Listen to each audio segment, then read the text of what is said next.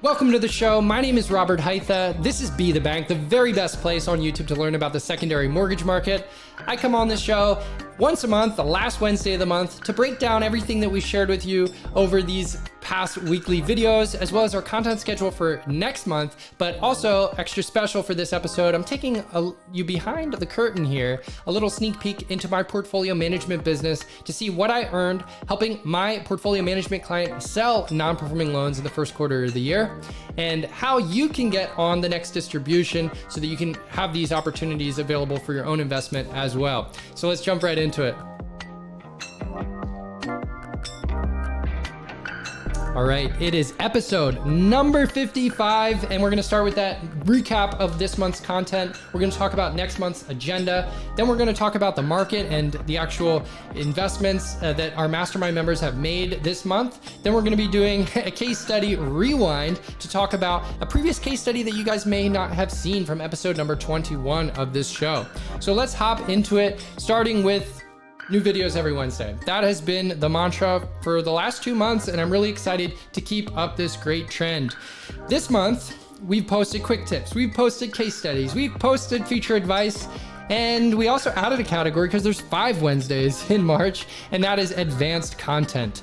We also did a bonus video. This was a pretty interesting one on the Texas homestead exemption. The borrower threatened me personally with a $1.5 million lawsuit. That was exciting. Then our quick tip for the month was Mortgage Note Investing 101. We did a case study number 104 on a junior lien that was resolved through a sale to an investor.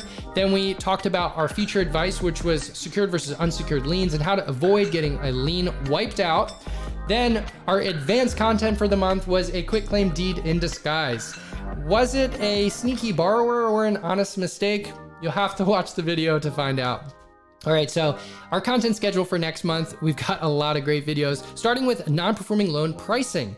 I shared 2 methods that I use to analyze and price non-performing second position and first position loans. So definitely check out that video before watching the case study on the non-performing senior modification process. This was case study 105, brand new. Then I want to thank our mastermind member, Gerald Lemoyne, for sharing this awesome process mind map and allowing me to share it with you guys on this YouTube channel. So definitely stay subscribed so that you guys can check out that video when it comes out pretty soon here. All right, this is the main event. This is the results of our first quarter sales. And I'm going to go through these columns and talk about a couple of highlights here. So first is the deal. This was 3 non-performing loans in second position that were funded in January 3rd of 2023. To be fair, these January deals did originally start their sale process back in the end of November. They did their due diligence in December, and then they closed in January. So this first deal had a principal balance, unpaid principal balance, UPB, of $222,000, and the investor purchased this for $138,400. So they essentially got a deal for 62.1% of the principal balance. And I earned a fee from the seller on this one of $8,304. That's a 6% fee, and you'll see that that's higher than the next couple of deals because it was a more profitable trade. So my consulting agreement with this sale client, this portfolio management client, is that I get a higher fee if they have a more profitable trade. So as you can scroll through here, you can see that the minimum that I charge for loan sales is 3%, and the maximum is actually 8%. So you're wondering, how did I earn 13% on this particular deal? Well, this non-performing first lien that was funded in February was an interesting situation. This was actually a borrower who bought their own loan. So they owed $93,000. They called up and they wanted to get a settlement, a discounted settlement arranged. They had $40,000, which was 42.6% of the principal balance on the deal. And they actually ended up instead buying their own loan. It was a strategic decision. I think they're a bit more savvy than the typical borrower. And I don't know if they had a tax advantage here or how it worked out, but it made sense to them and they could close a lot faster by buying their own loan versus settling. So they funded right before the end of February, which allowed them to get this deal as part of the negotiation process. If it went into March, we would have charged a little bit more for this particular settlement. Another interesting deal here is this one from the end of January. Now, this particular deal, other than this borrower, is the only asset on the list that was not sold to a mastermind member. This particular deal was very, very interesting because the investor, the note buyer, it was their first time ever buying a mortgage note. They actually found U.S. Mortgage Resolution, the client here, the lender, on title to a property in their own neighborhood. So they reached out to us directly because they saw that we were on title. We had recorded our assignment of mortgage, and this particular deal didn't have a lot of value to anybody else, except it was in the guy's own backyard. So we negotiated a trade for $7,000. He got a great deal at 12.3% of the unpaid principal balance, and I earned $423 on this one. So other than that, these are all pretty cut and dry. These were all sales to Mastermind members. We've liquidated over $3.4 million of principal balance in this first quarter alone, generating almost $2 million for the client in this case, which earned me just north of $90,000, which is a pretty awesome start to the year. Now, if you want to be on the next distribution of assets for sale, then I would highly recommend joining the Mortgage Note Mastermind, because that is the exclusive destination for these first opportunities. Now, this is what the portal looks like. When you join the Mortgage Note Mastermind, you get into our aggregated trade desk here. You can see all of these opportunities available for sale. Now, these aren't all from my portfolio management clients. This is kind of like a classified ads where we share opportunities from around the marketplace, from other sellers, other market platforms, other brokers that have deals available. So you can essentially connect with them directly. But there's also these mastermind member deals. 18 members have listed their own opportunities, and my deals from either other clients or my primary client, U.S. Mortgage Resolution, are also on this list. And we do have our next U.S. Mortgage Resolution opportunity coming out in April to fund in May. These are non-performing loans, mostly in second position, a couple of first liens as well. And these will be exclusive to the Mastermind members. Unless they're not sold, then we'll send them out to the rest of our non-disclosure agreement signers. So I would highly recommend going to FIXnotes.com/buy to sign the non-disclosure agreement so you can get on the list. If these do not sell, you'll be next in line. Or join the mastermind group to get first pick, to first look at these assets so that you have a much better chance of taking down some of these non-performing loans in the next offering. So we've talked about the Mortgage Note Mastermind a lot. Let's dig into it here and explain exactly what this is. So the Mortgage Note Mastermind starts with the Masterclass series. So if you go to my website, you get this free course, How to Invest in Mortgage Notes. If you join the Mastermind, you get our 90-day note investor class, we get your sourcing secrets class, and you get the comprehensive due diligence class. These are video courses with a text companion, with downloads of spreadsheets and other resources. Each module has been organized just to get you really fully oriented with these different strategies, and they will get you started for sure. And then for continued education, we do these members only Zoom calls. Once a month, we bring in 2 member speakers to present something that they've learned, some best practices, some advanced strategies, and we've got a ton of them. This doesn't even scratch the surface. We're on call number like 30 or something now, and 2 new presentations for every call. So a ton of content there. So by joining the Mortgage Note Mastermind, you get these asset purchase opportunities, the masterclass video courses, our private events and Zoom calls, the vendor database of some great counterparties to work with in the industry, our forum where you can talk to other members to get new discussions started, and consulting for me is just included in that forum. And the activity feed just summarizes all the stuff that's going on in the workspace. Then we've got all of the case studies we present in much more detail. We've got a database of every county and state in the country, along with whether it's judicial or non-judicial, if it's a super lien state, how much you'd expect to spend on foreclosure or the REO process, links to specific county recorders and tax collectors, and just an awesome database of information. You can search any property by zip code and get that granular information. Then we've got templates and calculators and other tools and spreadsheets that you can use for your business. Our aggregated trade desk, of course, which has all these opportunities from other sellers in the marketplace.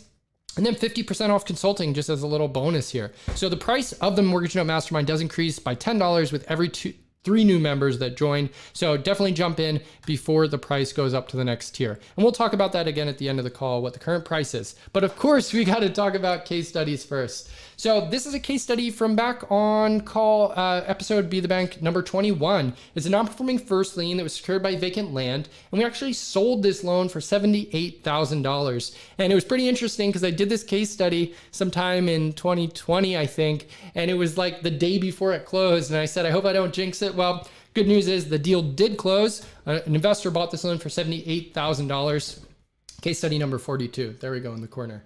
So this loan, the vacant land actually had a pretty strong property value of over $120,000. When we bought this, the taxes were past due by around $5,500. So we actually had to pay the property taxes just to make sure that they didn't go through the tax deed process and we lose our secured lien status on the trade.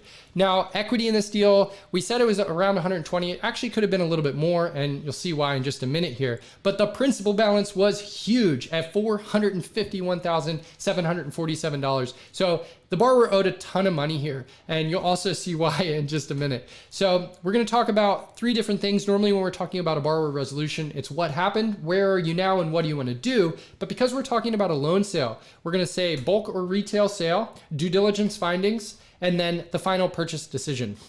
So this was a one-off purchase. It was a single asset purchase. It wasn't a portfolio. And there was a retail pricing discount here because we had a higher offer on the deal for over $100,000, but it fell through. The other buyer kind of got cold feet on it. And some of that is revealed here in the due diligence findings. So we represented this as land, but it's actually a little bit better than that. If you look on the satellite, you can see a structure had been already built. And from the satellite, it looked great. You know, there was a roof on it and it looked like a great house that was like pretty fresh construction. But we learned a little bit from the local county and Google Street View that it was actually not complete. They had finished the kitchen cabinetry, but hadn't put the windows on yet. It kind of seemed like they were doing things out of order there. But the good news is, already had a pad developed. They had the septic and stuff set up. The plumbing and everything was in place. So it really just needed to get pushed past the finish line to get this new construction completed.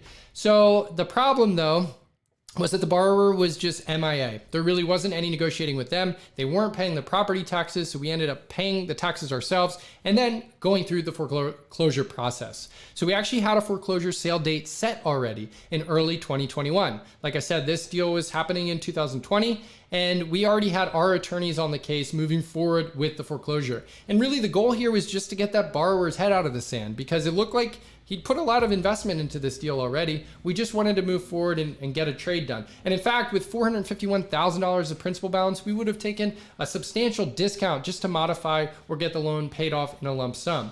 But unfortunately, he didn't really want to respond to anything here. So we had to pursue that foreclosure. And we already had our legal counsel all ready to go when we found a buyer for the note. So the idea here is that we could transfer the legal file from our attorney to the new buyer's attorney, or he could keep using the same attorney and continue with that foreclosure process. So the final decision here, this $85,000 offer actually was reduced because there were some township fines in addition to the taxes that we paid. So he netted those out of his bid and did close at $78,000. So a couple considerations, a couple takeaways here. So we had a first initial deal here of over $100,000 and it almost closed, but the other buyer was really concerned with those township fines, which we would have netted them out of the purchase price. It didn't make a lot of sense, but unfortunately it just gave them cold feet. So we ended up somewhat of a fire sale situation. This deal closed in December of 2020. So there was somewhat of a pretty substantial discount allowed because we were recapitalizing for some year-end opportunities to get ready for the following year. Now, this was a huge principal balance, which means that you could potentially pursue it as a deficiency balance. The principal of $451,000 essentially would never have been recouped by the partially built property, which was worth nowhere near $451,000. So just as an example here, let's say that we end up selling the property for more than the estimate, $151,000. That still leaves $300,000 that the borrower continues to owe. So a deficiency balance is something that can be pursued through a judgment. And if the borrower owns other assets, that judgment can then be attached to the borrower's other assets, essentially re-securing the debt that's left unpaid. So while a foreclosure sale does kill the lien, it's no longer secured, that remaining $300,000 $100,000 balance in our example is an unsecured debt, it can still be pursued because the borrower signed a promissory note. So it's unlikely that you'll go that route because in this case, I believe that the borrower probably did settle this before the sale was completed in early 2021, but you never know. If the buyer, in this case, the investor who purchased the loan, ended up taking back the property and didn't get a deal done with the borrower, they could potentially continue to pursue the deficiency amount, which is everything left over after they recoup the funds from the sheriff's sale. And then finally, the legal bill, we closed and billed out our portion, everything that we had spent already on legal. We paid those bills and then basically just connected the buyer with the attorney so that he could continue to pursue that foreclosure and pay for the remaining funds as the foreclosure proceeded. So that is it for this case study. I'm glad we could revisit some of these because that particular episode had a pretty low view count. So definitely go back and check out episode number 21 for the other case study from that episode. So that is about it for this episode of Be the Bank. Like I said, I do want to share this with you again. Our website, 100% free, tons of content over there. The Mortgage Note Mastermind, it's going up to $990 per month. That is the end price when we reach our cap of 1,000 members. But for now, it's only $190 per month. And like I said, it goes up by $10 with every 3 new members that join. And with it, you'll get this entire suite of resources. And it does cut my consulting fees in half. So you can certainly leverage my consulting services and it'll pay for itself, your membership of the Mastermind group. So if you're already a member, go over to podio.com/FIXnotes/mastermind to get into our portal, and then FIXnotes.com/MNM, or just go to mortgagenote-mastermind.com to learn more about this group. That is it. Every single last Wednesday of the month, we bring you a ton of content, including the industry overview, the tech tips, the vendor reviews, sometimes assets for sale, case studies, giveaways, and so much more on the Be the Bank show last Wednesday of the month. I'll see you every single Wednesday on this channel with our short, quick tip, feature videos, advanced note content, and case studies. And then, of course, I'll see you on the last Wednesday of next month for another episode of Be the Bank. Have a good one, everybody.